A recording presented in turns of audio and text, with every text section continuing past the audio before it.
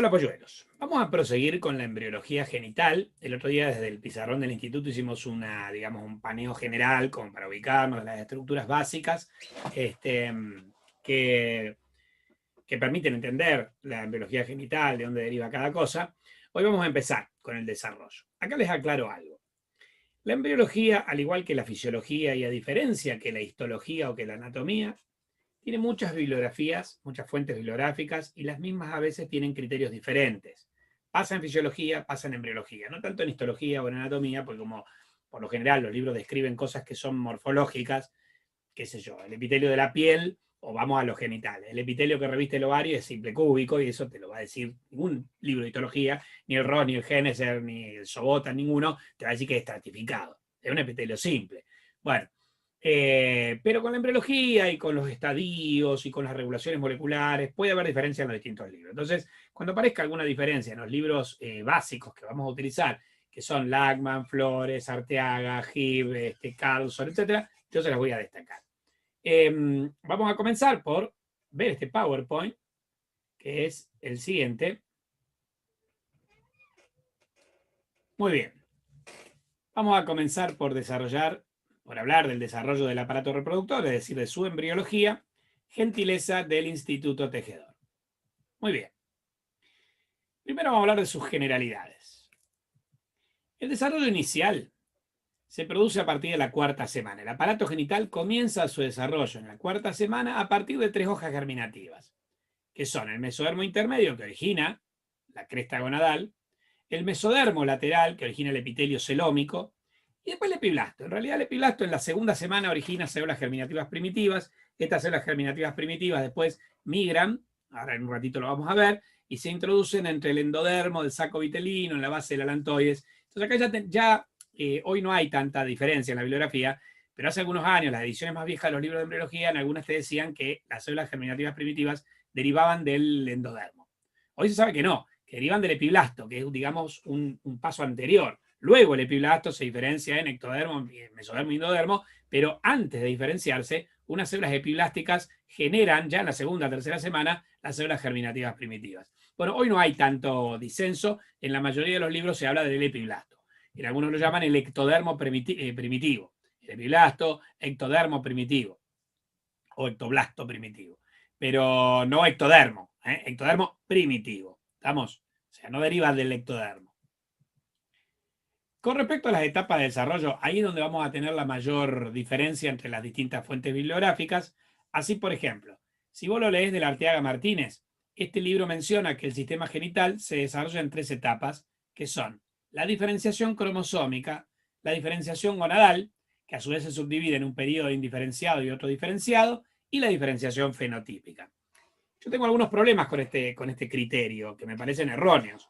Primero, porque cuando habla de diferenciación cromosómica, la diferenciación cromosómica no es una diferenciación, es una determinación. Porque a diferencia de la diferenciación gonadal o ducto genital, donde vos tenés, primero, una estructura bipotencial que se diferencia en sentido masculino o femenino, vos no es que tenés determinados cromosomas que se diferencian en sentido masculino o femenino. Vos ya los recibís masculinos o ya los recibís femeninos. Por eso se habla de determinación. En la fecundación queda determinado el sexo cromosómico, porque yo recibo o un XX o un XY, recibo el gen SRI o no lo recibo. Eso no es que recibo un gen que después se diferenciará en SRI o no. No es así. Entonces no podemos hablar de diferenciación cromosómica. Primer error para mí de Arteaga Martínez. El segundo habla de diferenciación gonadal e incluye un periodo indiferenciado. Pero ponele que eso lo dejamos pasar. Pero el tercero habla de diferenciación fenotípica, como si el fenotipo solo estuviera, y habla, cuando habla de diferenciación fenotípica, se refiere fundamentalmente a la diferenciación ducto-genital. Como si el fenotipo sexual estuviera solo representado por el tipo de conducto genital o por el tipo de genitales externos, cuando en realidad el tipo de gónada también es un fenotipo sexual. Con lo cual, a mí esta es la que menos me gusta de todas. Para Flores, el desarrollo del aparato reproductor ocurre en 2 etapas: la fase bipotencial y la fase diferenciada. Este está bueno, sobre todo lo de la palabra bipotencial, porque te está indicando que en ese periodo, que coincide con lo que otros libros mencionan como fase indiferenciada o periodo indiferenciado, las estructuras tienen una bipotencialidad. O van en sentido masculino o van en sentido femenino, y así es como se desarrollan las homologías embrionarias. Esta me gusta y es sencilla. Para Hibb y para Langman, el desarrollo genital se divide en dos etapas, el periodo indiferenciado y el periodo diferenciado. No es muy diferente al Flores, solo que en lugar de hablar de bipotencial, habla de indiferenciado. Y finalmente, el que es más complejo, pero es el que más me gusta, es el del Solari, que no es un libro de embriología, es un libro de genética, pero que al igual que los libros de embriología, como Langman, Hibb, etcétera, hablan de genes en este tema, porque es fundamental hablar del SRI, del DAX y de otros genes. En el Solari habla de embriología. Está bien, la genética la vamos a ver de los libros de genética y la embriología la vamos a ver de los libros de embriología. Pero algunos aspectos que nos gusten más, a pesar de ser de genética, en un libro de embriología, o a pesar de ser de embriología en un libro de genética, los vamos a tomar. Por ejemplo, Solari habla de un desarrollo del aparato reproductor en 4 etapas. Una etapa pregonadal, una etapa de gónada indiferente, una etapa de diferenciación sexual primaria o gonadal y una etapa de diferenciación sexual secundaria o ducto genital. Es esquemático, está muy bien porque son etapas sucesivas y secuenciales. Esta me parece la mejor clasificación. De todas maneras, aunando criterios, lo que podríamos hacer es meter todo junto, ¿sí? Y decir lo siguiente. El desarrollo del aparato genital se divide en, esta es la que vamos a usar nosotros, un periodo indiferenciado para Langman, Hibb o bipotencial para Flores, que se subdivide, según Solari, en dos etapas, la pregonadal y la de gónada indiferente. En la pregonadal ocurre la determinación sexual, que en el Arteaga figura como diferenciación cromosómica. ¿Estamos? Pero que nosotros llamábamos diferenciación sexual.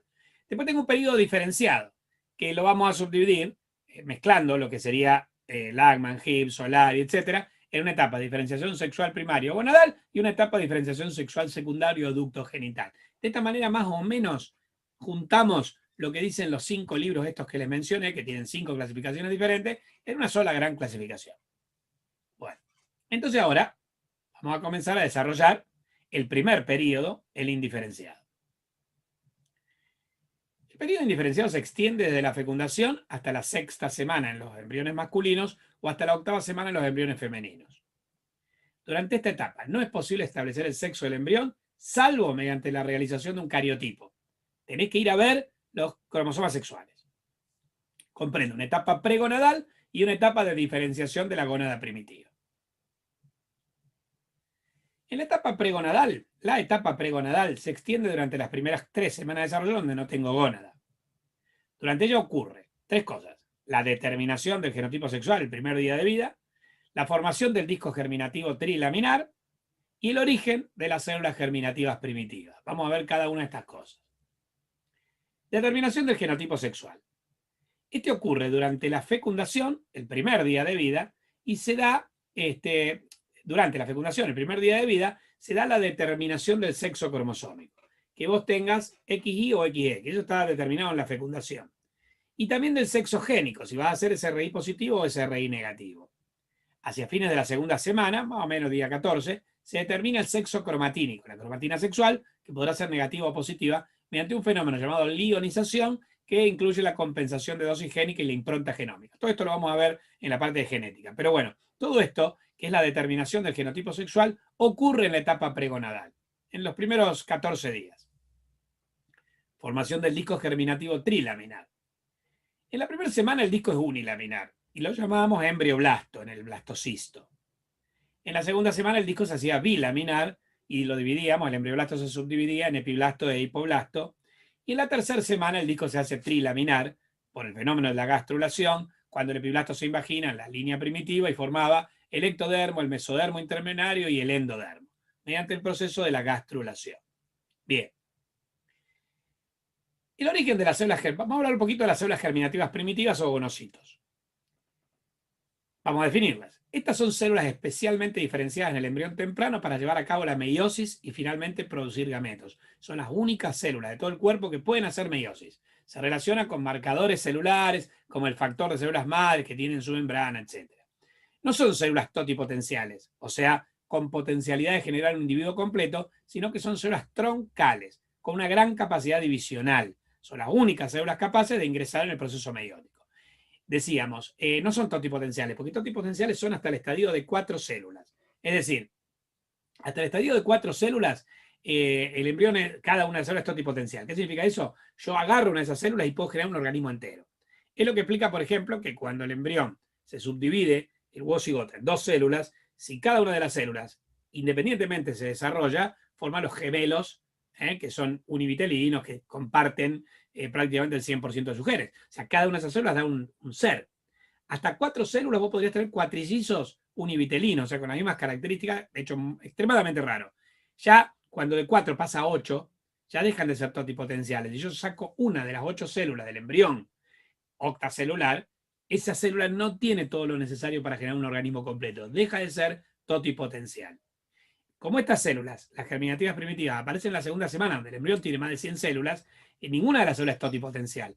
Pero estas son células que están en el tronco o línea germinativa de una línea celular.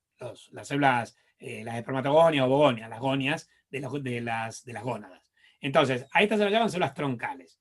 Y son las únicas, como les dije, capaces de ingresar en el proceso meiótico.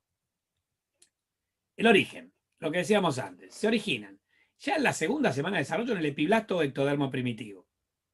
En la tercera semana, que es donde ya el epiblasto va a originar ecto, meso y endo, abandonan el embrión y se ubican en el mesodermo o mesénquima que rodea al endodermo del saco vitelino. Hacia principios de la cuarta, a causa de los plegamientos que causan la cilindrización del embrión, regresan al embrión y se ubican entre las células endodérmicas de la base del alantoide. Y de ahí después van a migrar a la gónada. Por eso es que algunos autores las consideran endodérmicas, porque están entre células endodérmicas. Pero si a vos te lo preguntas, decís que son directamente epiblásticas. Características. Al microscopio óptico la vemos como células ovoideas grandes, con núcleo de cromatina laxa y citoplasma claro abundante, con una nube o nuage de material fibrogranular que solo tienen las células que hacen meiosis. Aparentemente los factores reguladores de la meiosis están en esa nube. Al microscopio electrónico muestran, si el núcleo es laxo, de cromatina laxa, es porque tiene predominio de eucromatina. El citoplasma tiene abundantes polirribosomas, esto es típico de las células madres, de las stem cells, y su membrana presenta expansiones pseudopódicas relacionadas con el movimiento ameboideo, o sea que es una célula migrante. O sea que por sus características yo la puedo considerar una célula troncal con gran capacidad de dividirse, una célula germinativa con capacidad de realizar meiosis y formar a las ovogonias y a las espermatogonias, no por meiosis, sino de diferenciarse en ovogonia y espermatogonia que después participarán de la meiosis. Células madres sintetizadoras de proteínas, porque tienen núcleo laxo, citoplasma con polirribosomas, con mucha capacidad de síntesis de proteínas, y además una célula migrante. ¿Por qué? Porque tiene pseudopodo, un citoesqueleto muy desarrollado que le va a permitir desplazarse por movimiento ameboideo. Troncal o troncular, germinativa, migrante y sintetizadora de proteínas. Células madres indiferenciadas sintetizadoras de proteínas. Esas son las características de las células germinativas primitivas. ¿Cuál es la regulación molecular? Esto es complicadito, del desarrollo de estas células. Hay una proteína que es la BMP, que es la proteína morfogenética del hueso, que estimula su diferenciación a partir del epiblasto. O sea, estimula que el epiblasto forme las células germinativas primitivas. Después hay un factor inhibitorio de leucemia, factor de crecimiento de mastocitos, que estimula su mitosis y hacen que estas células se hagan troncales. Después hay uno que es el SCF o factor de células madres que inhiben la apoptosis para que no se mueran. Y después tenés un gen que, y además estimularían su papel de células madres indiferenciadas. Se activa un gen que es el c-KIT que estimula la migración para que sean células migrantes. Y otro gen que es el TEX14 que estimula la formación de puentes intercelulares para formar, en algunos casos, como en el testículo, enlaces, digamos, puentes entre estas células. En el ovario se pierden los ovocitos no se mantienen unidos, pero la espermatogonia sí. Bueno, o sea que está regulada molecularmente por una serie de factores reguladores y de genes que se activan que son muy relevantes. ¿Cómo las identifico? ¿Cómo sé que en la segunda semana están acá, en la tercera están allá? ¿Cómo hago para seguirlas en el embrión? Se las identifica con dos reacciones. La reacción de la fosfatasa alcalina y con anticuerpos contra el teratocarcinoma, que es un cáncer originado a partir de las hojas germinativas primitivas. Bueno, yo con esto puedo ir siguiéndolas en el embrión, en los estudios que se hicieron sobre ubicación y migración, lo hicieron con estas reacciones de identificación. Bueno, vamos a la migración. Hacia fines de la tercera semana se ubican entre células endodérmicas del saco vitelino, cerca de la base del alantoides. Principio de la cuarta semana también la tenemos ahí.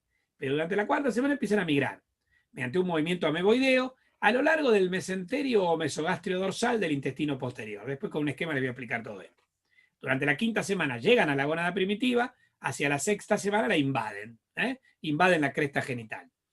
Esta migración se llama circuito germinal. Se produce por la activación de ese gen que decíamos antes, que es el c-KIT, y en respuesta a sustratos de la matriz, como por ejemplo, glucoproteínas como la fibronectina, y también a factores quimiotácticos gonadales, que las atraen. Recuerden esta palabra quimiotaxis, que la vimos en la UP5 de crecimiento y desarrollo, cuando analizábamos el sistema inmune. Son sustancias que atraen células al lugar donde estas sustancias se secretan. En este caso, la gónada primitiva. Bueno, ya que hablamos de la gónada primitiva, vamos a ver cómo se forma. La gónada primitiva comienza a formarse en la cuarta semana a partir del mesodermo intermedio o gononefrótomo de la región notocordal. La misma permanece indiferenciada hasta la sexta semana en los embriones masculinos y hasta la octava en los femeninos. La diferenciación ocurre tras la migración de la CGP. Y acá tenemos algo que sí es muy diferente entre dos libros, y que es la importancia verdadera que tiene la CGP. Si vos agarras un libro de embriología como el Langman, te va a decir que es necesaria la migración de la CGP para que la gónada se diferencie en testículo u ovario, porque esa diferenciación ocurre después de la migración. Solari, en cambio, dice que no. Un libro de genética, lo deben haber leído ya, y él destaca, que no son importantes para la diferenciación, que lleguen o no lleguen las células germinativas, la gónada se diferencia igual. Pero sí es importante para la fertilidad de la gónada, porque como vamos a ver en un ratito, una gónada necesita tres cosas. Necesita estructuras derivadas del epitelio celómico, que son las células de Sertoli en el varón y las células foliculares en la mujer, estructuras derivadas del mesodermo intermedio, que son las células de Leydig en el varón y las células tecales en la mujer, y estructuras derivadas del epiblasto, ¿sí?, de las células germinativas primitivas, que son las gonias, la ovogonia de la mujer y la ovogonia del varón. Eso formaría la gónada completa con capacidad tanto de secretar hormonas como de producir la gametogénesis. Entonces, claro, si las células germinativas no llegan, va a ser una gónada estéril, pero igual se va a diferenciar en testículo ovario según Solari, y adjunta en su relato un experimento. Ratones a los cuales se les bombardearon, se les irradiaron las células germinativas primitivas antes de que migren, tras la sexta semana, si era un ratón XY con cromosomas XY y SRI positivo, se veía que la gónada se diferenciaba en testículo igual, y si era un ratón hembra, se diferenciaba en ovario. Con lo cual, lo que está diciendo Solari es que la importancia de la CGP no es para que la gónada se diferencie, sino para que sea fértil, porque obviamente ese testículo o ese ovario de ese ratón o de esa rata hembra, al carecer de gonias y de citos, no puede hacer gametogénesis. Esos son testículos, son gónadas, testículo ovario infértiles, estériles. ¿Estamos? Bueno, son dos criterios. A mí me gusta el de Solari porque te adjunta, digamos, te relata un experimento. Te dice que ratones, dónde se les irradiaron las CGP, eso está bueno, porque eso no es un concepto traído de los pelos y que podrá ser arbitrario o subjetivo. Él se basa, digamos, se basamenta en un estudio experimental. Bueno, en su mayoría los componentes del aparato urogenital entonces derivan del mesodermo intermedio. Vamos a ubicarnos un poquito con algunos esquemas. Este es un corte transversal del embrión cuando ya el mesodermo se originó y se diferenció. Acá tengo el tubo neural, este es el ectodermo superficial, ¿sí? Acá tengo la notocorda y estas son las aortas dorsales. El mesodermo forma el paraxil, que forma los somitas, el intermedio, y el lateral, que tiene una hoja visceral que está vinculada al ectodermo y una hoja parietal vinculada al ectodermo y una hoja visceral vinculada al endodermo. Esto sería ecto, todo esto es meso y este es endo. Bueno, en el medio, entre la hoja parietal y la visceral, está el celoma intraembrionario. Bien, es el mesodermo intermedio. En un corte también transversal, pero una microfotografía electrónica coloreada, recuerden que el microscopio electrónico no te colorea las imágenes, el color está agregado después, las imágenes se ven en blanco y negro.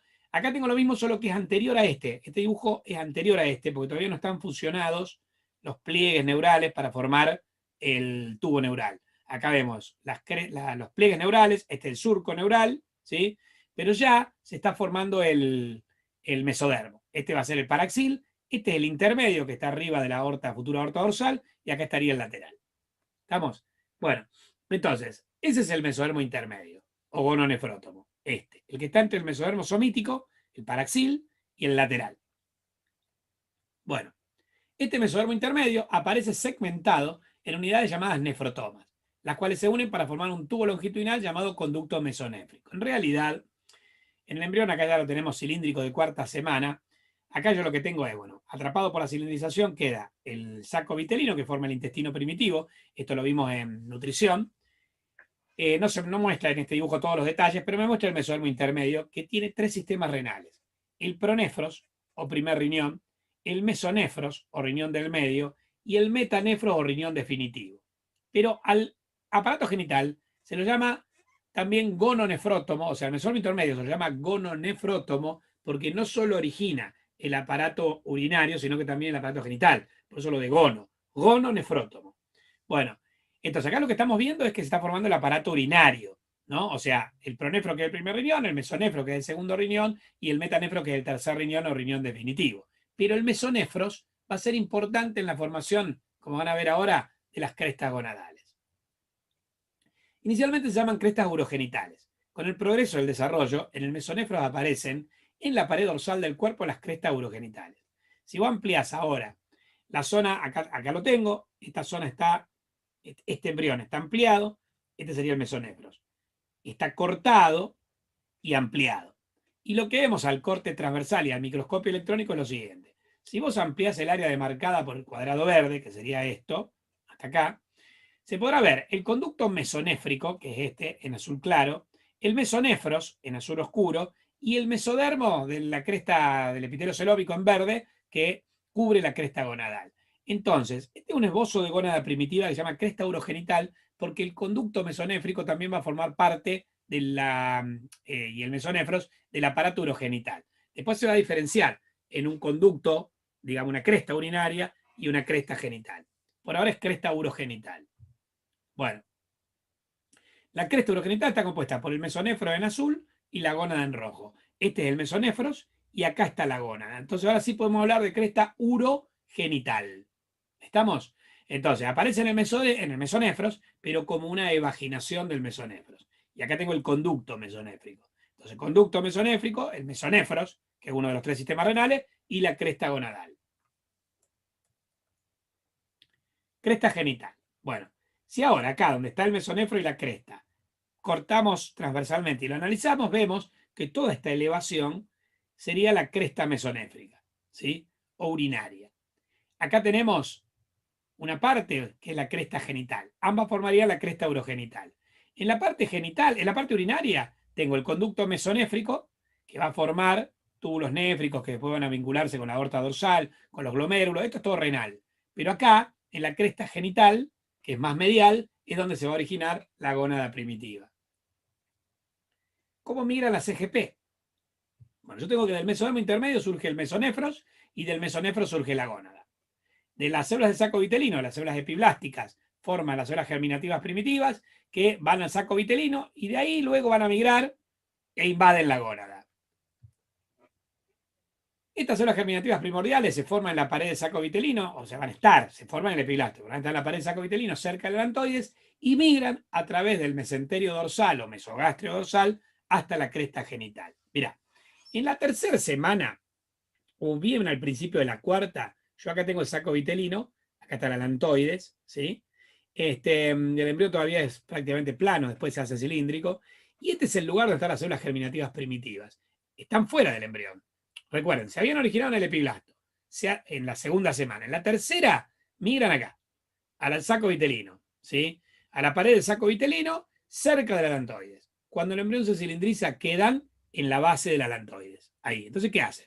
Empiezan a migrar para arriba, atraída por factores quimiotácticos de las gónadas, más la activación del gen c-KIT, de la formación de fibronectina. Atraviesan esto, que es el mesogastrio dorsal, la porción de mesenterio que cubre el intestino primitivo, esto sería, ¿ven? Esa parte así, es un ligamento que, en realidad es un meso, un ligamento que une al intestino primitivo con la pared posterior, la pared dorsal del cuerpo. Entonces, suben, atraviesan el mesogastrio y el mesenterio dorsal y luego invaden la gónada de la sexta semana. Vamos, esa es la migración. En la segunda semana están en el epiblasto. En la tercera están en el saco vitelino. En la cuarta en la base del alantoides. En la quinta migran usando el mesogastrio dorsal para llegar a la gónada. En la sexta invaden la gónada y se quedan allí. Ahí lo tenemos más grande. Esta es la migración. Vienen acá desde la base del alantoide, van subiendo por el mesogastrio dorsal y después invaden la gónada. Si lo cortamos transversalmente, vemos esto, ¿sí? Nosotros vemos que este es el saco vitelino, este es el mesenterio dorsal, esta es la cresta gonadal, ¿sí? Que está revestida por el epitelio celómico y después tiene el intersticio gonadal. Entonces, una vez las células germinativas primitivas estaban rodeando al saco vitelino, que es el que rodea el intestino, digamos, que va a formar el intestino primitivo. De ahí suben y una vez que alcanzan la altura de las gónadas, van por detrás, por el mesogastio dorsal, para arribar a la pared dorsal del cuerpo. Y una vez que están ahí, invaden la cresta gonadal. La migración en la dirección mostrada por las flechas, esto es lo mismo que antes, solo que lo voy a hacer un esquema, es un corte verdadero de un embrión y visto al microscopio electrónico, en la dirección indicada por las flechas, a través de la pared corporal, o sea que van desde el intestino primitivo, mesogastio dorsal y cresta gonadal. Bueno, entonces la gónada indiferenciada va a estar formada de la siguiente manera. Observen. Las CGP, acá las tenemos en rojo, se rodean de las células de los cordones sexuales primitivos que están en rosado, que derivaban del epitelio celómico, se imaginan del epitelio celómico y forman los cordones sexuales primitivos. Y en este estado las gónadas son aún indiferenciadas. A partir del epitelio celómico se forman los conductos paramesonéfricos, que están acá en amarillo, que predominan en la hembra. Y en el macho se forman los conductos mesonéfricos, que están en celeste, que predominan en el macho. Esto todo lo vamos a ver con el desarrollo ductal. Pero volvamos a centrarnos en la gónada. Quiere decir que la gónada indiferenciada tiene tres componentes. En la imagen de la derecha se amplía el recuadro que está en verde a la izquierda, y en este recuadro lo que vemos es que si esta es la gónada, tiene tres componentes importantes. Los cordones sexuales primitivos que están en lila, todo esto, que se imaginaron a partir del epitelio celómico que recubre la gónada, los conductos mesonéfricos que están en azul y las células germinativas primitivas que están en rojo. En resumen, la gónada primitiva está formada por tres elementos claves. El intersticio gonadal deriva de la cresta gonadal, ¿sí? O sea que deriva del mesodermo intermedio, y este va a originar las células las células de Leydig en el varón, intersticiales de Leydig, y las células tecales en el ovario de la mujer. Los cordones genitales están en el epitelio celómico, por ende derivan del mesodermo lateral. Ese mesodermo lateral forma el epitelio celómico que cubre la gónada, luego se invagina, forma los cordones sexuales indiferenciados, o genitales primarios. Después vamos a ver qué es lo que pasa cuando se diferencia la gónada, qué cordones, y los medulares, los corticales se diferenciarán en el varón, en la mujer, pero lo que importa es que de estos cordones, o sea, del epitelio celómico, o sea, el mesodermo lateral, se origina la célula de Sertoli en el varón y las células tecales y granulosas de la mujer. Y finalmente, las células germinativas primitivas, que derivan del epiblasto, y que terminarán formando las espermatogonias y las ovogonias. ¿Estamos? Entonces, tres estructuras forman la gónada. Lo que está en rosa claro sería el intersticio, lo que ya estaba de la cresta gonadal. Lo que está en rosa más oscuro es el epitelio celómico, que se imagina formando los cordones primarios. Y lo que está acá redondito, con un centro negro y rodeado de rojo, son las células germinativas primitivas. Esta gónada está vinculada al conducto mesonéfrico y al paramesonéfrico. El mesonéfrico tomará contacto con la gónada en el varón, el conducto mesonéfrico de Wolff, para formar las vías espermáticas. El paramesonéfrico de Müller nunca toma un contacto estrecho con la gónada y forma trompa, útero y vagina. En la mujer, luego lo vamos a ver. Bueno, como les dije antes, la bibliografía será Lachman, el Arteaga Martínez, el Gibb, el Flores, el Carlson. Muy bien. Lo que vimos hasta acá es el periodo indiferenciado y sus dos etapas. La etapa pregonadal y la etapa de formación de la gónada primitiva. Lo que vamos a hacer a partir de la próxima clase es hablar de la etapa diferenciada. O sea, la diferenciación gonadal y de la diferenciación ductogenital. Es decir, la diferenciación sexual primaria o gonadal y la sexual secundaria o ductogenital. Nos vemos en la próxima clase, polluelos, y sigan cuidándose.